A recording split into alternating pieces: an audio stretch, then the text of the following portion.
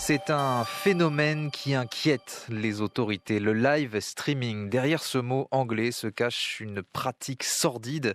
Des clients occidentaux achètent pour quelques dizaines d'euros des vidéos de viol d'enfants réalisées en direct. La majorité de ces vidéos est tournée depuis les Philippines, mais aussi plus récemment depuis l'Europe de l'Est et notamment en Roumanie. Cette pratique a explosé pendant le premier confinement et depuis, Margot Steve, elle ne cesse d'augmenter. À l'heure où l'on parle, les enquêteurs traquent 300 cibles, 300 Français susceptibles d'avoir commandé sur Internet des viols ou des agressions sexuelles.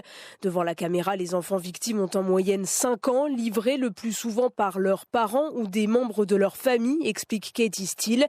Elle est la chef adjointe du groupe mineur de l'OCRVP, l'Office central de répression contre les violences aux personnes. À la base, c'était des réseaux plutôt organisés qui avaient mis ça en place. Mais là, actuellement, c'est plutôt au niveau de la famille. En fait, c'est des familles très pauvres. Et ce qu'ils peuvent gagner en 1 heure de session avec leur enfant, c'est le salaire moyen pour un mois. Et la crise sanitaire n'a fait qu'empirer la situation avec des familles de plus en plus pauvres à la recherche d'argent et des pédocriminels occidentaux qui ont vu dans le live streaming un moyen de passer à l'acte malgré le confinement. Comment les enquêteurs, Margot, arrivent-ils à traquer les clients de ces live streaming ? Eh bien, c'est très compliqué et le premier obstacle, c'est de récolter des preuves, explique Sophie Gschwing.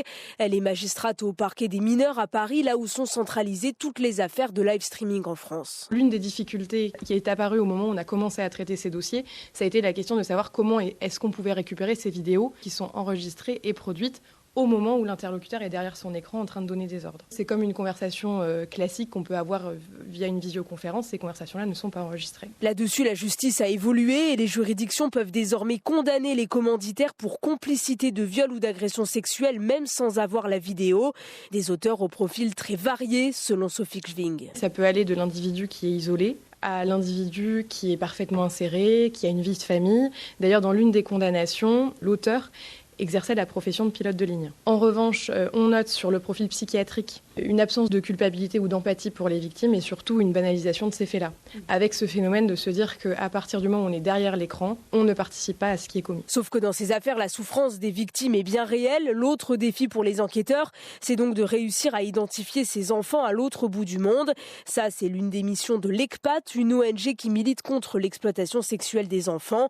Ludivine Piron y travaille notamment sur les affaires de live streaming. La difficulté dans le cadre du live streaming, c'est tout simplement que c'est chez monsieur et madame tout le monde. Et que de fait, en fond, on a quoi ? On a la décoration de monsieur et madame tout le monde ou dans des bidonvilles parfois aux Philippines, juste un mur avec un matelas et on n'a rien de plus. Et de fait, pour avoir des éléments très concrets d'identification, c'est difficile. Donc c'est notre rôle effectivement de ramener les enfants au cœur des procès, qu'ils ne soient pas juste des numéros de code dans des dossiers, qu'on arrive à prononcer leur nom, qu'on sache ce qu'ils ont vécu, ce que ça implique. C'est notre rôle de rappeler que derrière des images, on a réellement des enfants qui sont agressés sexuellement, qui sont violés. Et ça, c'est très important de pouvoir le ramener lors de ces procès. Des procès encore rares, mais plusieurs dossiers devraient bientôt finir devant un tribunal.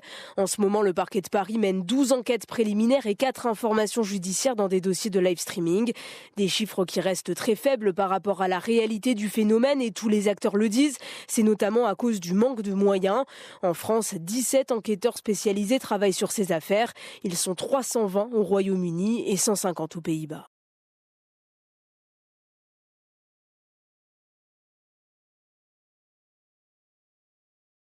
Dossier cassette pédophile et assassinat. Des informations précises, concordantes et venues de sources différentes indiquent qu'il existe à Phnom Penh des connexions liées à un réseau de pédophiles meurtriers.